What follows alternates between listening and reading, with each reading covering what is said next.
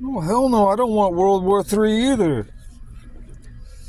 I don't want to be breathing nuclear radioactive dust, fallout.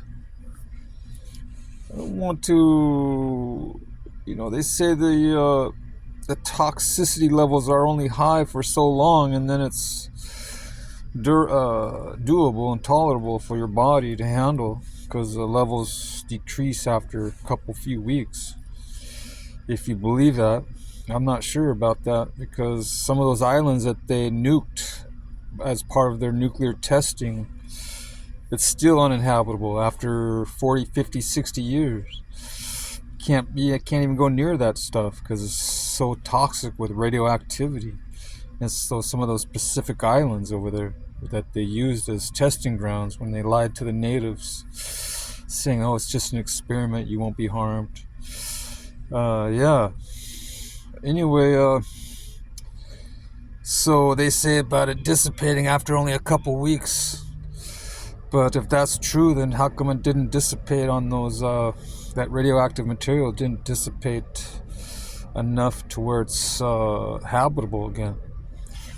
I don't even know if those parts in Japan where the Hiroshima or Nagasaki, if any of those places are even habitable again anymore either.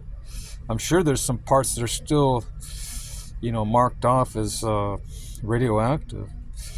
I'll have to do some research on that to see if that place has been renewed and if it's habitable once again after that radioactive material dissipated, those radioactive particles.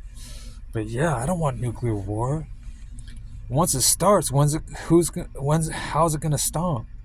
Who's gonna stop it? And I mean, it's gonna be one missile after the other until everyone is annihilated, disintegrated. There'll be a few survivors. There'll be government officials that are able to go in their underground bunkers, and maybe a few civilians that have their own shelters underground with their survival gear. But what about the rest of us who aren't equipped with those things, with those safety measures, shelters and extra food and radioactive hazmat suits? I would have invested in that stuff already if it was solely up to me. But who knows if it's even survivable? I mean, some people say you don't even want to be a survivor because if it